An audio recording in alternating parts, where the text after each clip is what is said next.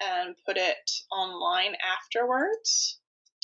So that way everybody has the ability who didn't get to participate today. Laura, where would it be accessible online? Through our library or through where? So we have a number of social media accounts, including YouTube. So I will place it on YouTube for about a month before I will turn it off again. And I will email everybody directly with that, not through the registration software. All right, I'll turn off my mic now. I'll stop talking. No worries. Okay, guys, thank you so much for joining us. And I am, once again, very apologetic that the original message that was sent an hour ago per the directions did not come through properly with the link for you. This is new. This is the first time I'm doing an online webinar for Intro to Finding Grants. I've done it with the teens before, but I just email them directly because there's like hardly any that come to the program. So this is new, and I just thank you so much for your persistence and your ability to be here today. So this is Introduction to Finding Grants, and this one's a little bit different than what we would traditionally do at the library. The reason for that is that the Foundation Directory Online Essentials that you have access to right now from home is a little bit different than FDO Professional, which we have at the library. So I will go through a little bit of that a little bit later. So I just want to let you see what's going on today. So we're covering general announcements. So the general announcements are basically, I want you to know what we have available to you online. We have a number of offerings that we have posted from GrantSpace and from Nonprofit Network and experts and all the different links. If I find a free webinar that actually seems to be something that people have asked about or would be interested in, then I have been posting those links through our social media, which is Facebook, we have Twitter, we have Instagram, and we have YouTube. And I'll show you how to find where those are at in a minute. The next thing that we're going to review is the handouts, and I'll show you how to find those on our website here in a minute. And then the other things we're going to go over is just a little bit of the differences between essentials and professional. We're going to go over FDO Essentials as it is now for you, so that way you can start working from home via our website for that. And then I'm going to leave a little bit of time for question and answer. Because there's only 4 of us and we are online, I'm not going to go into super detail. This shouldn't take longer than an hour because Essentials isn't quite as full as professional, so we don't need to chase as many rabbit trails for that. And then that will be the last one. So at this point, I'm actually going to switch over to the website. So if you want to join along on your computers in a different window, then feel free. So if you go to grundylibrary.org, that is our main website. And I mentioned all of those social media accounts, and those can be found here at the bottom of the page. So if you click on the YouTube one, it'll take you to YouTube. We have a Goodreads, Facebook, Twitter, and Instagram. So we post on there daily, sometimes more than once daily. And that's where I would post anything related to nonprofits for you guys. We also have a YouTube channel, and I did have our last session on there for about a month and a half, but I had to take it down because the amount of time was limited for how long that could be open due to the person who led that session's request. All right, so we're going to go to where it says research. And under research, we have our own website, our own web tab that is Nonprofit Resource Center. This tab is where we're going to go in a minute, but first we're going to go to articles and databases. This is where we have our handouts for today. So I like using this fast tab here at the top, the anchor. And right here we have our FDO Quick Start Guide, which if you click it, it will download for you. And we have our FDO definitions and search terms list.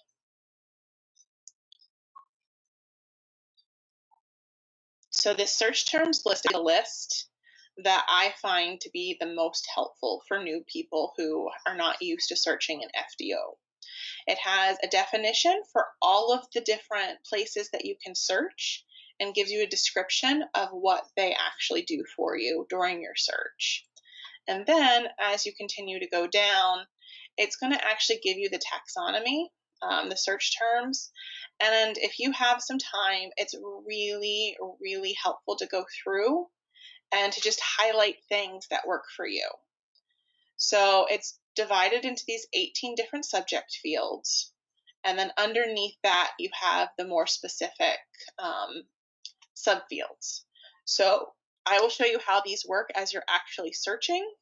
But this subject's term list is one of the most helpful documents that FDO has ever provided, in my opinion.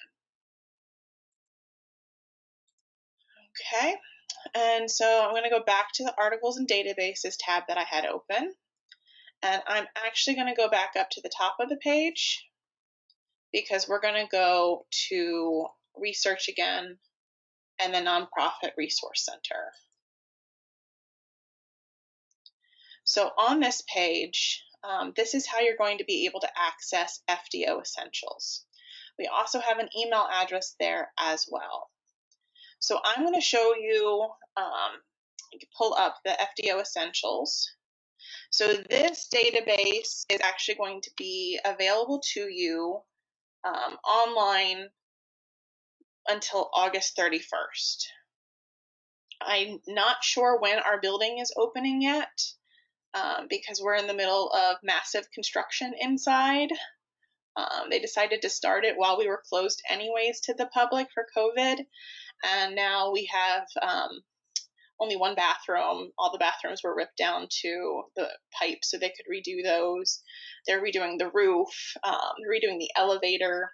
So we're not entirely sure when we're going to be able to get people back in the building. We're hoping by August, but just in case there's some other thing, the air conditioner. We have no air conditioning at the moment because they had to replace the air conditioner. It's the first time it's been replaced since 1960. So it's going to be much better cooled and heated, but it's a lot of construction right now. So this is how you get to Essentials. So Essentials works very similarly to Professional if you have used that in the past. In here, you can see that we're a Margaret Grundy Library. So you know you're logging in through our library so we can get statistics. You have this main search bar here, and this is where your fast search is. So this is the quick search. And you can see they give you examples already. A ballet school in New York City, or an animal shelter in Portland, or a food pantry in Dallas. So you can do that here. You can also search organizations. So if there's a specific organization that you've worked with in the past for a different job or something, you can come in here and look it up. I know sometimes people have personal connections with people. You can also look up specific people as well, and I'll show you how to do that. I like this general search if you're not sure about what your subject terms are going to be. But if you have that subject term list, that FDO definitions list that we looked up a minute ago, if you have those search terms already, you can start plugging those in here as well. But I'm a librarian, so I like the advanced search the most. And the reason for that is it gives you just so much more to work with. So in the subject area, so these are those 18 categories. So we have the parent terms, and underneath we have the children terms. So every single time you see this little teeny tiny arrow, that means there's going to be additional terms underneath of it. Depending on who you're working with, sometimes you need to use one of these underneath terms and not a parent term, because if you do all of agriculture, you're choosing all of agriculture. You can't come in here and start deleting the child terminologies. You'd have to turn off the parent term, and then you can start selecting the smaller terms. So does anybody have anything they're currently working on that they would like to suggest as a term or a funding opportunity? Because I would not mind doing that for you. Sure, I can throw one in. So Sure. we're doing scientific research, and we're looking for funding for incentives for people to take a survey. Okay. And that survey gives us what we need to do for the data for the scientific research. All right. So this is actually a really nice example. because while we can look up lots and lots and lots of subjects and for research and for other things, incentives is this weird little beastie. And you might be able to find things within FDO, but you might have to look in the general grants. So for like library land, for me, we do try to get money for incentives or for prizes or for perks for people, because we need to do that. People don't read naturally as much as they used to, and children especially, you really, really have to bribe. So whenever we see these small grants pop up from like the Dollar Tree, they offer a lot of reading literacy grants. And they're like nice because you can use them on technology or other things, which not all grants allow you to do. So trying to find those people can be really, really helpful. So we're going to come in here and subject area, we'll look up science. So it is looking things up, and as you type, it then tries to give you additional possibilities. So in here we have science, we have social sciences. Due to what you said, it would just be science, in my opinion. The geographic focus, is this in New Jersey or Pennsylvania, Janine? It's national. National? Okay. So in here, you can do United States as a whole. Awesome. The population who is being served. Who are you giving these incentives to? Just anyone? No, it's parents of children that, well, it's just parents of parents. That's it. Okay. So in here, we go under family relationships, and looky there are parents. And you can do all the different types of parents, but we're doing just general parents. And so then under here we have organization names. So if you know a specific name, you can put it in here, but traditionally I have left that blank. The location is where are these people who are actually giving you their money. So if you were asking for like Johnson and Johnson, you could say, well, we want their New York or New Jersey branch, not their California branch. And you can put in the location there, but I think that's very limiting, especially for this specific area. Then there's the who's who, and that would be another one of the possibilities. Then over here, which I can't see because of my screen, give me a second to scooch this over. There is another field that says additional fields. And this is where we can get into that incentive ability. So the support strategy. So depending on what you're doing, I've had some people come in and they're trying to do building projects. Well, depending on the type of building project, some people are going to say yes and some people are going to say no. So in this case, because we're looking for incentives, we can try, and it doesn't look like that's in there. So then we have to think in terms of, well, what would this be exactly? It is research and evaluation because you're getting information. Institutional evaluation. So you're literally asking for money to try to do your research, to be able to get responses back from people. So we'll try that and see what happens. So now we're going to hit search. So as we're seeing here, it gives us what the fields are up here in case you forget. It also still is showing the box that has those. And it looks like we have 12 Grantmakers that offer science, research, and evaluation for parents in the United States. And so then it's going to display those for you here. The difference between this and FDO Professional, and we're going to just do the exact same thing. Luckily, it is easy to grab that. What does RFP mean? RFP? Referral. I don't remember. Okay. I see it all the time and I'm like, what is that? Let us look. It should be right here in the definitions list. Oh, yay.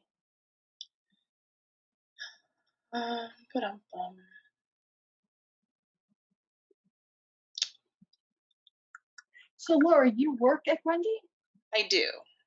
Awesome. So geographic focus is United States. Population served is parents.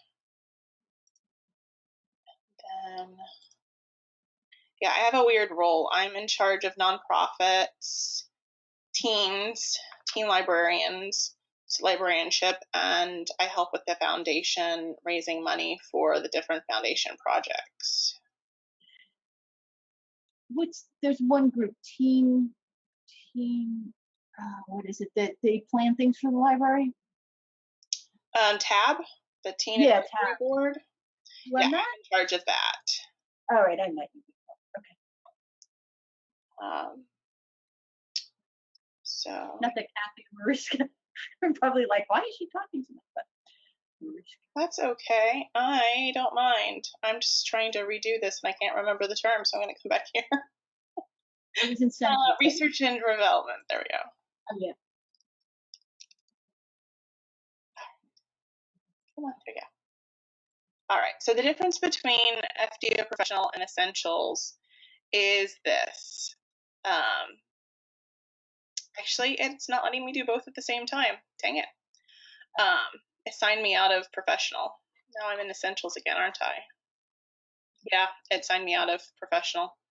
Okay, the difference is, after doing all that work, that's so frustrating. Sorry for that. Is that in professional, you have access to the grants and the recipients.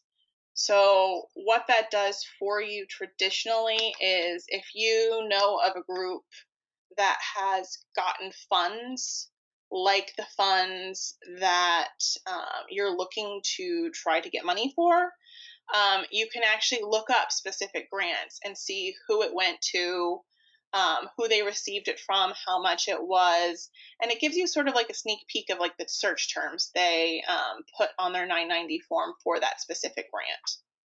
And then the recipients is the same-ish thing. So you can look up the recipient. So if you know of another group that is similar to your group and you want to see where they've been getting their money from because they've just been like raking in those dollars with the different grants they're doing, you can actually look up the recipients of your grants and then see who has been giving to them and what sort of search terms, what sort of projects they've been working on, their grants. So that way you can sort of backtrack. It's a different way of looking up the possibilities of grants. It requires a little bit more digging and investigation, but those items are on the professional, which we have at the library and that I have available from home, apparently only when I'm not logged into Essentials as well. Laura? Yes. So does that give you the Schedule B on the 990 that you can see?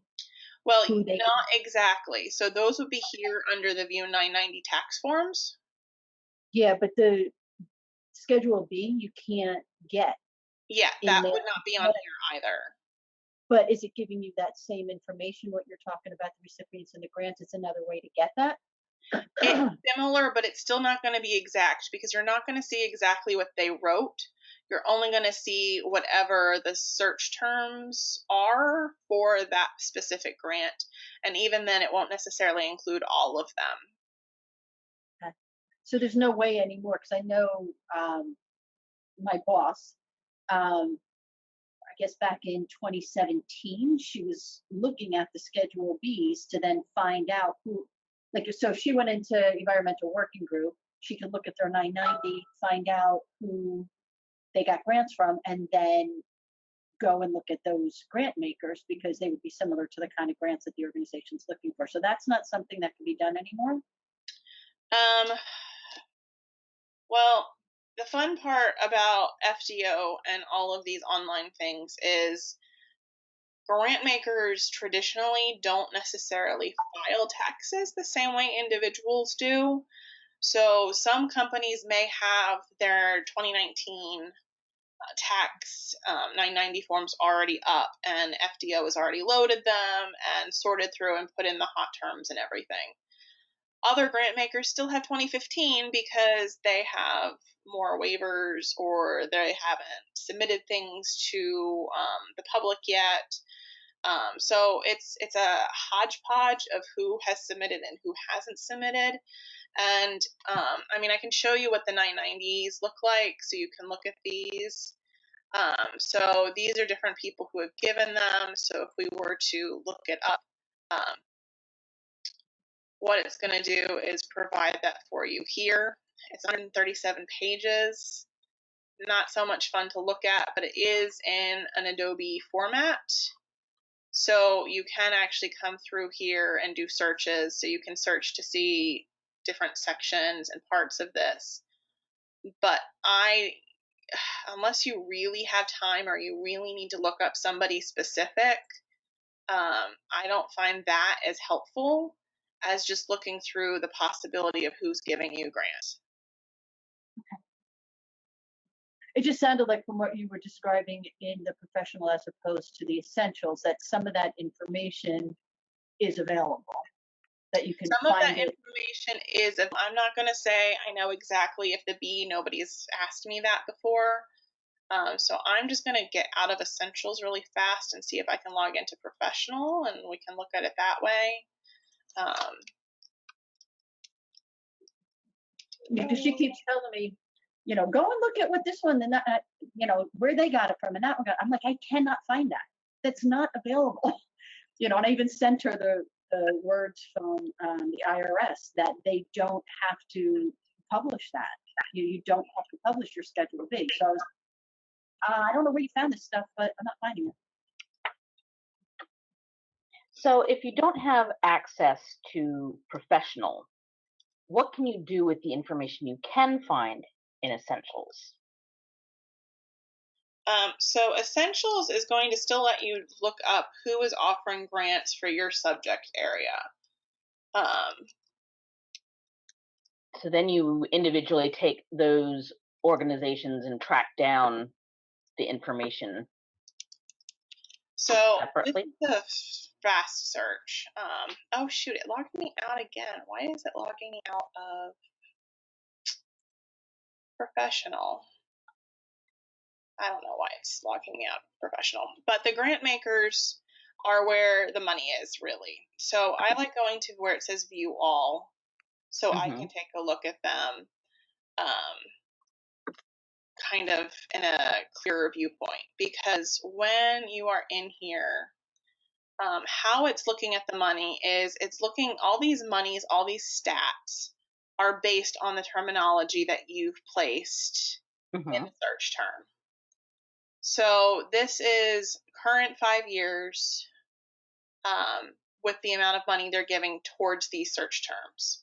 So you can see that the Simmons Foundation in New York City, this is their total assets, this is their total giving as reported from their 990s, and then this is the amount that they funded for these search terms. And this is the number of grants they've given for these search terms. So the fact that they've organized them in the number of grants they've given to the type of money that you're asking for is actually really, really helpful. Because you can see that if they only give 2 grants, then they might not be as helpful as the people who have given a lot of money to the same project. So then you can go on here to the grant maker, and it's going to give you the information that you need. So you can see they have a website. When I first started doing this, which was only, I guess, 3 years ago, 90% of foundations still didn't have their own website that you could go to, which, in my opinion, is crazy. But for smaller groups, they don't necessarily want everybody coming to see if they can have money. They do have a LinkedIn presence and profile. They also have people who are in Who's Who's, and they have additional contact information. So in the last 5 years, they have primarily funded science. They've given close to $900 million in science giving. When you click on these, you can get additional information and you can save that. You can also see which states are getting the money. So if you're all of the United States, that's great. But if you're in a specific state like New York, they have received 1,300 grants with 225 different recipients. So they do seem to have a decent number of recipients. They're not only giving to one group. And you can also see how much money they're giving towards these different grants. This can be really, really important to a smaller group because if they have a project that needs $50,000, you can see, okay, what's the average giving? Like, how much can we ask without appearing to either be greedy or whether or not this company is even willing to give those types of amounts. Because there are some people that only give under 5,000, and there are others who prefer to give much larger sums. So being able to see a breakdown of how they're giving their money and at what type of amount level can be really helpful for those writing grants to see if you need to ask 5 to 20 companies or if 1 or 2 is enough for your project. So then down here, it gives you your funding interests. So you can look at your subjects. So astronomy, autism, biology, geographic focus. Sometimes I have people who come and they're looking for money for overseas, and you can see whether or not this group is willing to give overseas. Who they're giving it to. They like academics and researchers, which is great for you. Janine, for this, and the type of support strategies. So this is where we were talking about the incentives. So they do research and evaluation, which is great. And then about, so as you are writing your grant, you want to make sure that you understand the purpose and mission of the companies you're trying to work with, who you're reaching out to. So you want to make sure you read any background information. You want to make sure that you go to their websites, go to their social media, see what they've been posting about, because that's going to give you insight into how best to lead your grant request or to really show how your mission and your project is supporting their goals and vision. It gives you additional places to consider. So if you're looking at this group, then these additional groups could be very helpful to you as well. And then this is the application RFPs.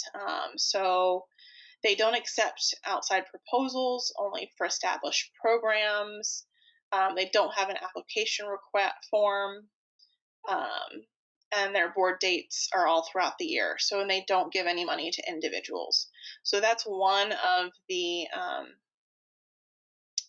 problems some people have. So like artist groups and other things, if they're considered individual groups and not a 501(c), then this company won't even talk to them.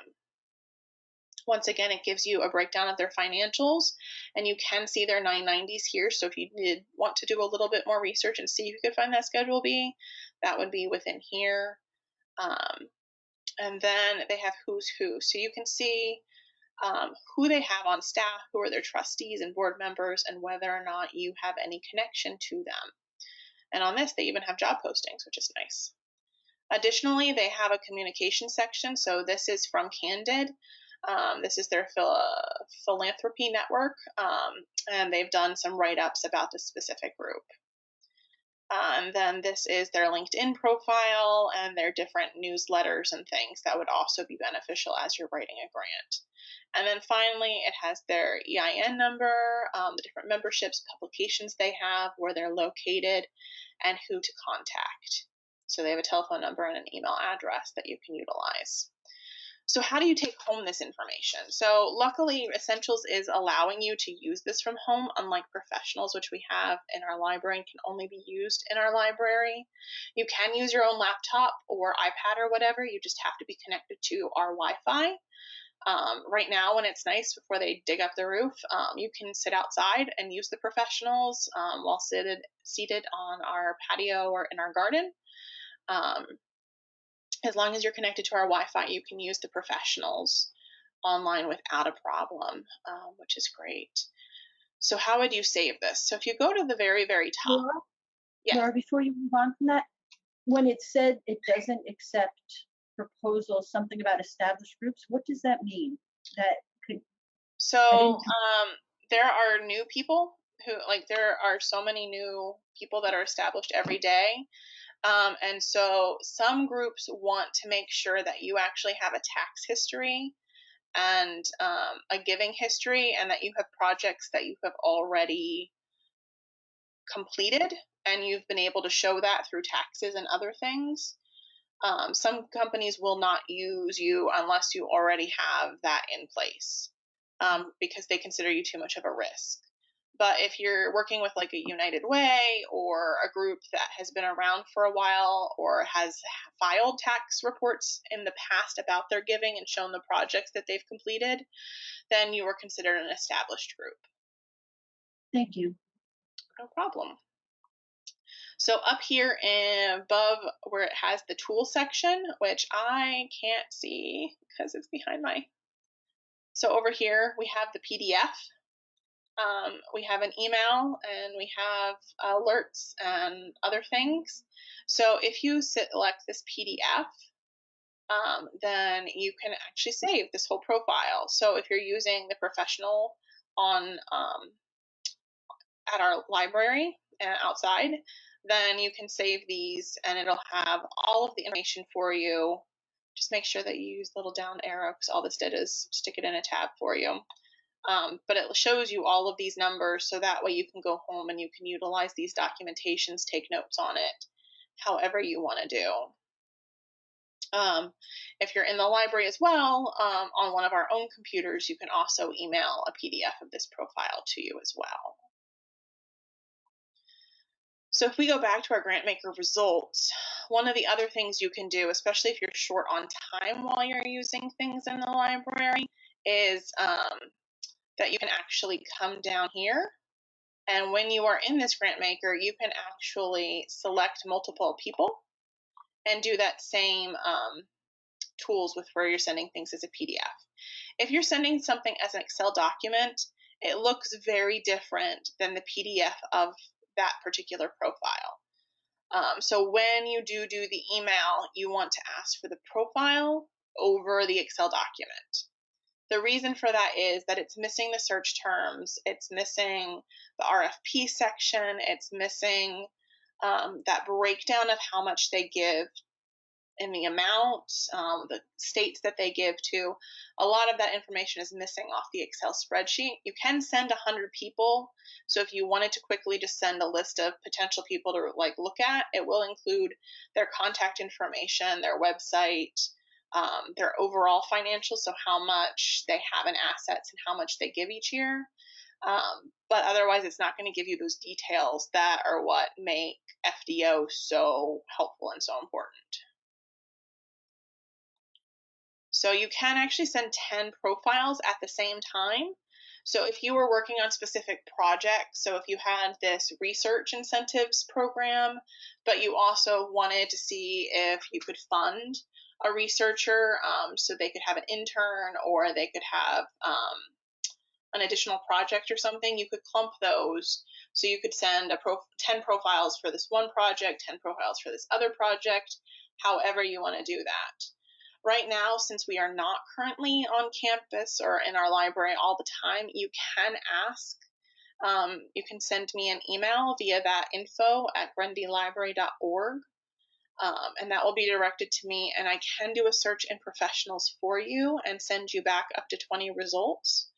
But other than that, if you're just looking for possible grant makers, you can do that pretty easily in Essentials. And as I said before, you can also look up organizations. So I'm going to show you how to do that, because I did have a lady who asked for that recently. She didn't know she could do that in Essentials. But you can also search by organization. So if you know somebody at Penn Community Bank, I'll use them because they're nice, then you can say, okay, well, why are you not coming up? You can also do who's who. So if you knew that the person there, so if you knew Jean, then you can click on her and you can search her, and it's going to come up as Kamen. That's not bank, it's foundation for that. So if you know this person, and you wanted to look up where she's at now and how you can contact them, you can also do it this way. So you can see they give a lot to human services, health, sports and recreation. They give to, obviously, Pennsylvania. And you can see once again that they mostly give under 5,000 because they are a bank foundation. So you can look up specific people and then find the organizations that they're related to as well.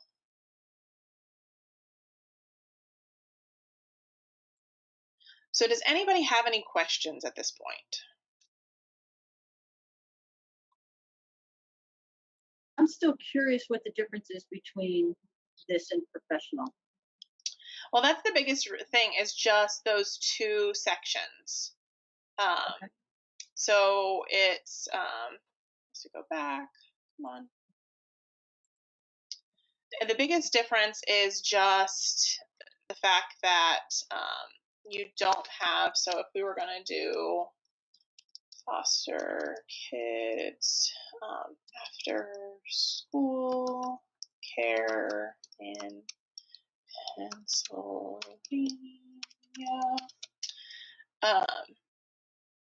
the biggest difference is that FDO has the grants and the recipients. And Right. as I said earlier, the grants just show you what's previously been given, and the recipients are who those funds were given to. And sometimes that's very, very helpful, but sometimes it doesn't really matter for people. If you're looking at a specific organization, you still have access to that. If you're looking at a specific person, you can still do that. And what most people use is the Grantmakers, because unless you're going to like grants.gov, where you can look up specifically what grants are available and it's already stated the amount and you can apply towards those grants, this is a little different. This is the new version of grant making, where you reach out and you create relationships with the grant makers, because you're wanting those grant makers to continue offering you support potentially in the future. You want to show them first with your first grant that you do what you say, and you have used their funds well. And then after that, you want to create a relationship where you can come back and say, hey, we need a little bit more for this new project, or we've decided to continue this project because it was going so well. So you want to make good relationships with the grant makers. And then you can also still access the tax forms. But honestly, I don't know anybody who uses this as much as they use the grant makers, because it still has different areas. So in here with the Grable Foundation, in professional, after you go through this, where the money's going, how much it is, the subjects and geographic focus, the only other thing that they have in here is that they will actually show you a little bit about a couple of the grants that they have offered with those specific search terms. So that's the biggest difference, is that they just have those two other fields, and you can see that they gave 5,000 to this person, and they gave 6,000 to that person, or they gave 200 to this organization. Thank you. No problem. And so this is a more full application RFP. So they do have an application form, and they want all of this when you do provide your application. And once again, thank you, Kathy, for providing the RFP, because I forget things. And then they give you all of this information. So they have all of this, and they also have giving limitations. So they're not giving to individuals, and they're not doing scholarships, endowment funds, or fundraising. And they prefer Southwestern Pennsylvania. So these are really important things to note if they do have information in here. Does anybody else have any information or questions?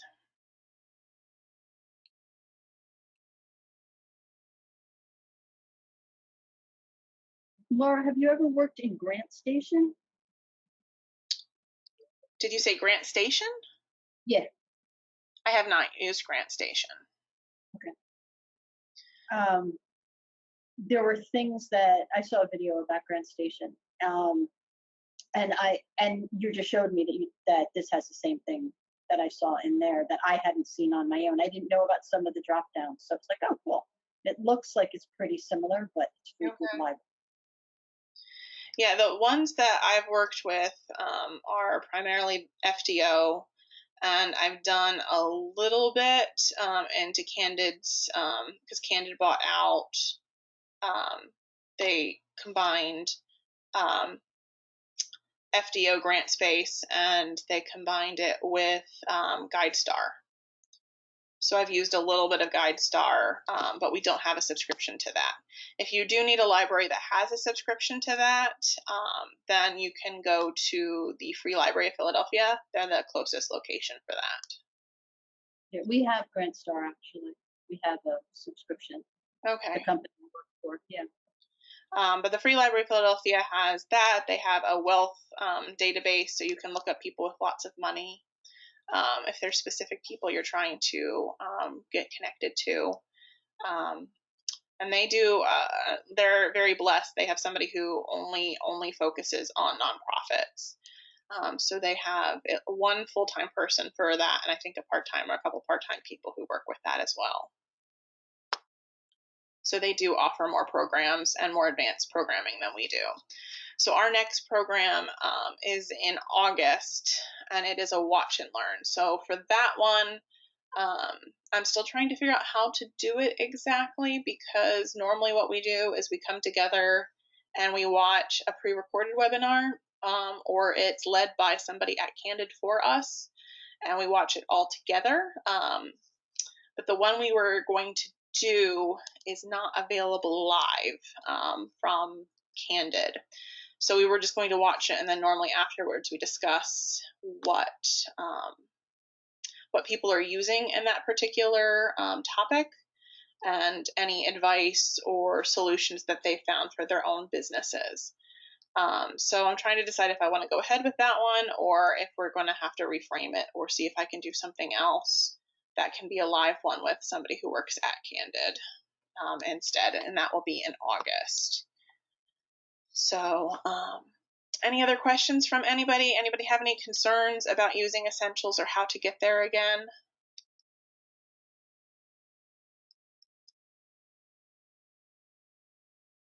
All right, well, thank you so much for joining us. Once again, just remember grundylibrary.org, and the Essentials is found under the Nonprofit Resource Center page, which is under the Research tab. And remember that the documents are under the Articles and Databases page. And if you are going to use the professional by coming onto our grounds, just make sure you log into Grundy Public Access Wi-Fi. And then you can go to Articles and Databases or to this page and be able to get to Foundation Directory online, and that would be the professional version. Can you reach that from the car? Some people can. So if you're parked and not in the fire zone, which is right in front of our building, but if you're parked on the side, then you might be able to get it. We're supposedly having internet access all the way to the parking lot, but with all of the construction stuff, I would say that it's probably better to be closer to the building than not. Thank you so much, Laura. This was awesome. Great. And like I said, I will be posting this on YouTube in case you need a reminder. And then hopefully we will be able to do or see each other again in August. And I hope you all have a wonderful rest of your Saturday. Thank you so much. And I will be sending out a survey. It is 4 questions, so please fill it out, along with the video link for this specific video. Awesome. Thank you. Thank you guys so much. And like I said, have a great day. You too.